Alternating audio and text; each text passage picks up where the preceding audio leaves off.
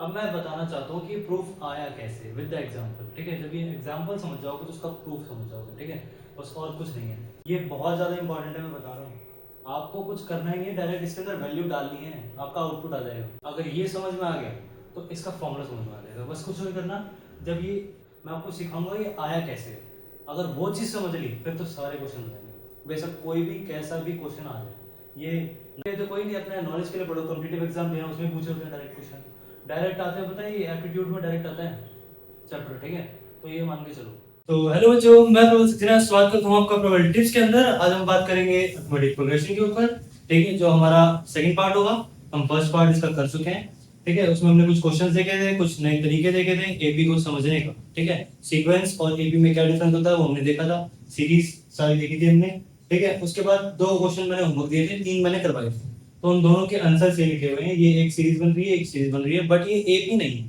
AP का मतलब होता है कि इनका जो कॉमन डिफरेंस है वो सेम होना चाहिए, बट वो सेम नहीं है ना। इसमें भी नहीं है, इसलिए ये एपी नहीं है। बट लेकिन हमने इसके 5 टर्म्स हमारे को बनाने थे। 5 टर्म्स तक हमारे को एपी या सीक्वेंस जो भी हो लिखनी थी और बताना था कि एपी है या नहीं। तो इतना हो गया हमारा। ओके, आगे बात करते हैं। तो जो आज का कंसेप्ट हम चालू करते हैं। आज का कंसेप्ट क्या है हमारा? एक है हमारा nth टर्म, दूसरा है सम ऑफ द nth टर्म, और तीसरा है मिड टर्म। ठीक है, तो सबसे पहले बात करते हैं nth टर्म होता क्या है। मैंने बताया था कोई भी एपी उसकी लास्ट टर्म। क्या बोला मैंने? कोई भी एपी उसकी लास्ट टर्म, उसको हम nth बोल देते हैं। जैसे मैंने फिफ्थ टर्म बोल दिया, किसी एपी का फिफ्थ जो टर्म है वो लास्ट है, यानी ये इसकी nth टर्म हो जाएगी। इसको कैसे लिखेंगे? इसको हम लिखेंगे a+4d लिख दो, तब भी काम मिल जाएगा। a+4d कहाँ से आया सर ये बताओगा। ठीक है, इसका फॉर्मूला होता है a+n-d। मान दो इस चीज को। ठीक है भाई, a stands for first term. मैंने लास्ट लेक्चर में बताया था फर्स्ट टर्म जो होगी वो हमारा a होगा, यानी इसको हम a बोलेंगे या फिर a1 भी बोल सकते हैं, इसको हम a1 भी बोल सकते हैं। हम a से नोट कर लेते हैं इसको a। n क्या था? नंबर ऑफ टर्म्स है ना। मैं बताता हूँ, ये होता है n नंबर ऑफ टर्म्स, कितने टर्म्स है उस एपी में। और डी हमें पता है ये कॉमन डिफरेंस होता है। ठीक है, तो टर्म्स देख लो कितनी टर्म्स है इसके अंदर। 5 तक जा रही है एपी, 1 2 3 4 5। मान लो कोई भी एपी है, यहाँ पे लिखिए, भी सॉल्व करवाऊंगा मैं। ठीक है, तो इसके अंदर मान लो 5 टर्म है, तो 5 - 1 और ये डी, यानी common difference. Common difference let's suppose D है, अभी कोई एपी लेके नहीं सकता। ठीक है, तो a4d है ना, a+4d ये आ गया हमारा आंसर। ऐसी nth टर्म का फॉर्मूला हमने देख लिया। ठीक है, इसकी डेरिवेशन नहीं पूछी जाती है, डायरेक्ट बनता है ये। ठीक है, बट लेकिन सम की डेरिवेशन जरूर पूछी जाती है, तो सम की डेरिवेशन देखेंगे। ठीक है भाई, अब इसकी 12th और 24th और nth तीनों निकालनी। कैसे निकालेंगे पहला देख लो। पहला देखने के लिए a12 ये एक एपी दी हुई है। ठीक है, इसका a12 बताना है क्या होगा। ठीक है, यानी 12th टर्म बतानी है हमारे। ठीक है भाई, बता देंगे क्या लिखते हो। a हमारे पास 9 हो गया। ठीक है भाई, डी कितना है? मैंने बताया था कि 2 कंसेक्यूटिव टर्म्स का डिफरेंस। तो 2 कंसेक्यूटिव टर्म्स का डिफरेंस कितना होगा? 13 - 9 दैट इज 4। ठीक है, ऐसे ये भी 4 4 4, यानी ये भी है। बिल्कुल ठीक है। अब ए आ गया, डी आ गया, और कितने टर्म्स है? 1 2 3 4 5। उसके बाद ये 100 आगे चल रहा है। ठीक है, एनएच बोला है ना, इसलिए ये 100 आगे जा रहा है। ठीक है, तो एनएच टर्म देख लो। एनएच टर्म क्या होगी? एनएच टर्म होगी, मैंने कह दी इसको एन तक जा रहा है। ठीक है, तो a plus n minus into D, that is a कितना है हमारे पास? a हमारे पास 9। ठीक है, उल्टा बता रहा हूँ, पहले ये बताऊँ, पहले ये बता रहा हूँ, फिर ये बताऊँ, फिर ये बताऊँ। ठीक है, इससे सबसे पहले पता चल जाएगी nth कैसे निकालते हैं। 9 a हमारे पास आ गया, n के पास ही जा रहा है, और d कितना है? 4। अब इसको खोल दो, खोलने का मतलब अंदर मल्टीप्लाई करो। 9 4n - 4 दैट इज, अब इसको समाइज कर दो तो हो गए 5 + 4n, यानी an की वैल्यू हमारी n के टर्म में ही आ गई। अगर यहाँ पे मैंने कह दिया 5 टर्म है तो 5 से मल्टीप्लाई कर देंगे तो 5 भी टर्म आ जाएगी। ठीक है, समझ में आ गया?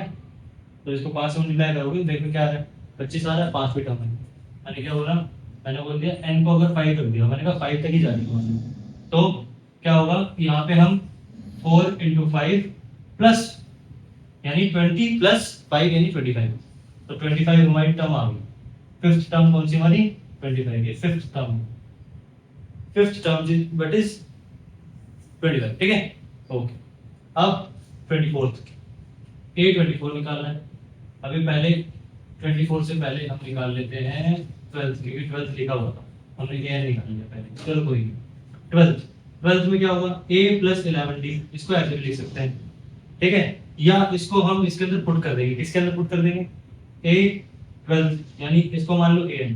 अब यहाँ पे a रखो, a plus n minus into D, ठीक है। 12th टर्म तक जाना हमारे को, तो यहाँ पे 12th आएगा, यहाँ हो गया 9 प्लस, अब 12th टर्म तक जाना है, यानी 12 माइनस 1 इंटू डी, डी कितना है हमारे पास, 4, ठीक है।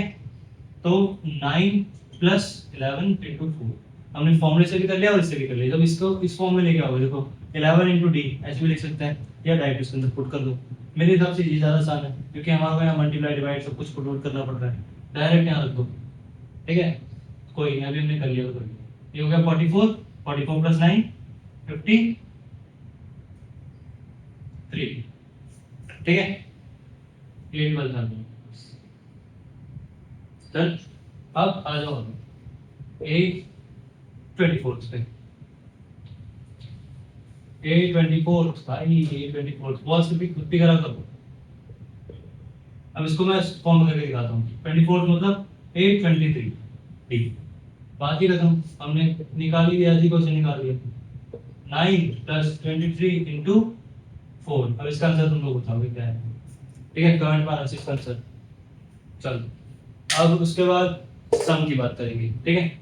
सम क्या होता है, कैसे निकलता है, कैसे इसका प्रूफ होता है, इसकी शॉर्ट ट्रिक भी बताऊंगा कि भाई किस तरीके से भी आप निकाल सकते हो, ठीक है। तो बच्चों सम ऑफ n टर्म से चालू करते हैं, एस एन, ठीक है, इसको हम एस एन से नोट करते हैं, ठीक है। इसका एक जनरल फॉर्मूला आपको एनसीईआरटी में दिया होता है, कैसे आता है ये ऐसे आता है जब हम इसके अंदर इन दोनों का टर्म्स का सम निकालेंगे, यानी फर्स्ट टर्म और लास्ट टर्म का सम निकालेंगे, उसके अंदर लास्ट टर्म का फॉर्मूला जो आपके पास n टर्म का, उसको आप इसमें आप पुट करोगे, ठीक है। उसके बाद आपका जो ये वैल्यू आएगी, ये आपकी सम ऑफ n टर्म की वैल्यू आ जाएगी। ये तब यूज करते हैं जब हमारे को लास्ट टर्म गिवन होता है, ये तब यूज करते हैं जब लास्ट टर्म हमारे को गिवन नहीं होती, ठीक है। जब क्वेश्चंस करेंगे तो और अच्छी तरह समझ सकेंगे। अब ये मैं ट्रिक क्या है ये बता दो।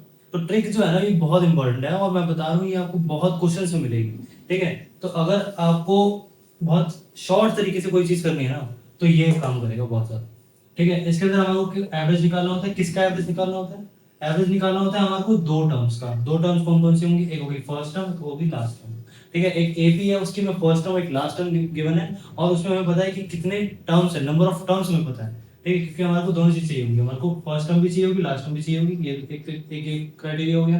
दूसरा क्राइटेरिया क्या है, हमारे को n नंबर्स ऑफ टर्म्स है ना, कि कितने नंबर ऑफ टर्म्स है वो भी पता होना चाहिए। उन दोनों को जब मल्टीप्लाई कर देंगे तो हमारे पास डायरेक्ट सम आ जाएगा।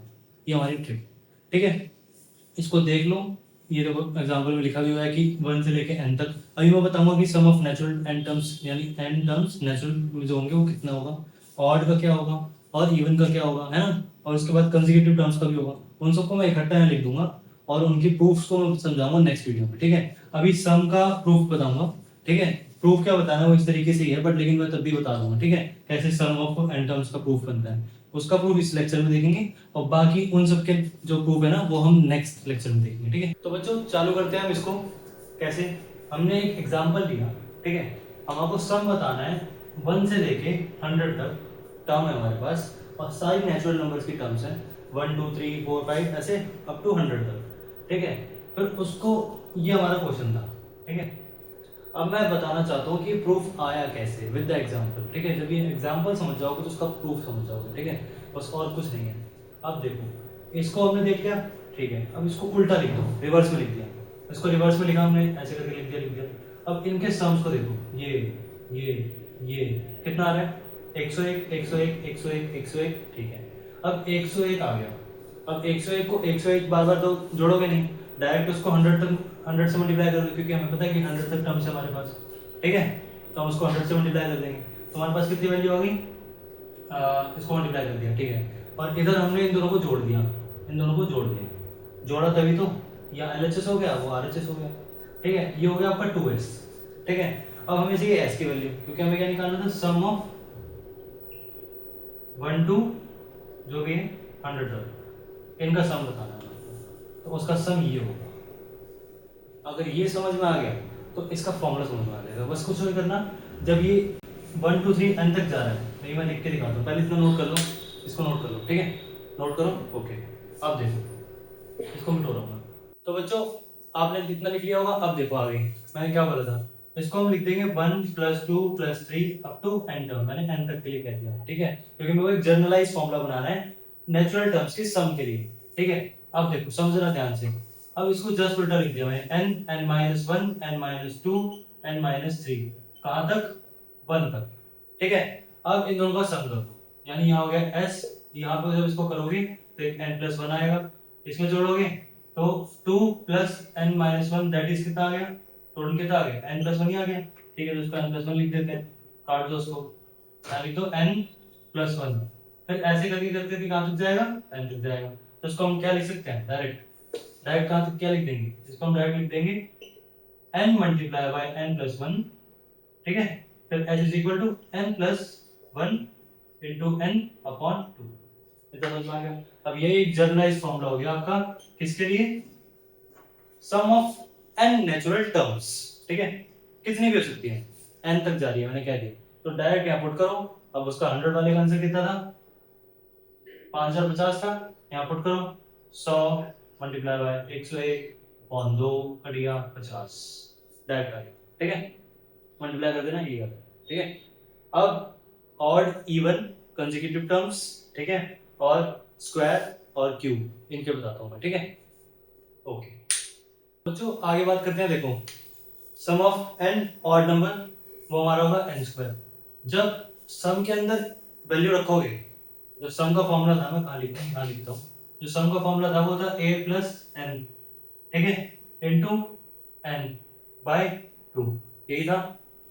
उसके अंदर जब वैल्यू रखोगे, फर्स्ट टर्म ये रही, लास्ट टर्म ये रही, मैंने लास्ट टर्म भी लिख के दी है, तो डायरेक्ट ये फॉर्मूला मिल जाएगा तुमको, ठीक है, करके देखना, बाकी मैं डिराइव करूंगा।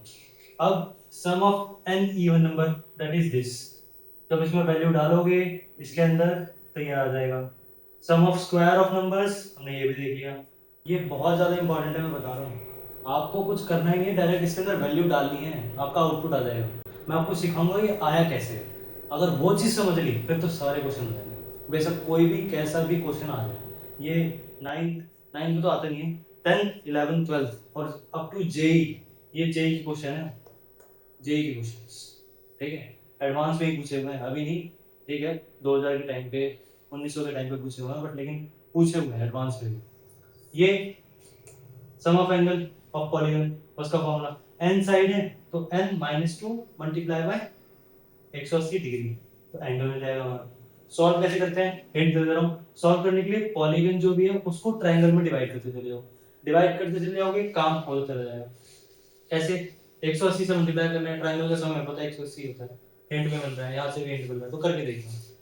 Last but not least, sum of consecutive of square difference, कोई भी नंबर लो, कंसेक्यूटिव लो, बट उनके स्क्वायर्स का डिफरेंस हम इस तरीके से लिख सकते हैं, इसका आंसर डायरेक्ट ही होगा, ठीक है, इसको भी देख सकते हो करके। तो ये हमारी आज की पूरी बातें थी, मैं क्वेश्चंस आपको पीडीएफ फॉर्म में होमवर्क में दे दूंगा, ठीक है, तो वो आप कर लेना, ड्राइव पे लिंक पड़ा होगा, मैं आपको दे दूंगा, ठीक है, वो क्वेश्चंस करना।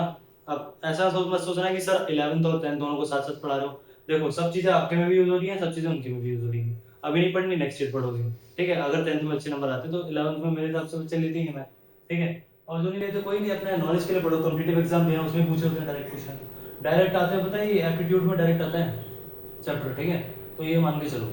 आज के लिए मैं सोच रहा हूँ इतना ही डन करते हैं, लंबी होगी वीडियो वैसे ही मेरे हिसाब से, जो मिडिल टर्म वाली बात है वो नेक्स्ट में वीडियो में कवर कर दूंगा, प्रूफ के साथ सब कुछ, उसका भी प्रूफ बता दूंगा कैसे आता है कैसे नहीं आता, ठीक है, क्योंकि ये पता होना चाहिए, अगर चीज पता होगी इसके पीछे चैप्टर क्या चल रहा है, स्टोरी क्या चल रही है, तो समझ में आ जाएगा। अगर तुम केवल रटने की बात करोगे, भाई सर ये लिखवा दिया, ये रटवा दो, बात खत्म, ऐसा नहीं होता, कहीं ना कहीं से ये भी चीज आई है, जहां सही है उसका बिगिनिंग पॉइंट देखो ना, अगर उस बिगिनिंग पॉइंट को देख लो तो बात ही खत्म, ठीक है।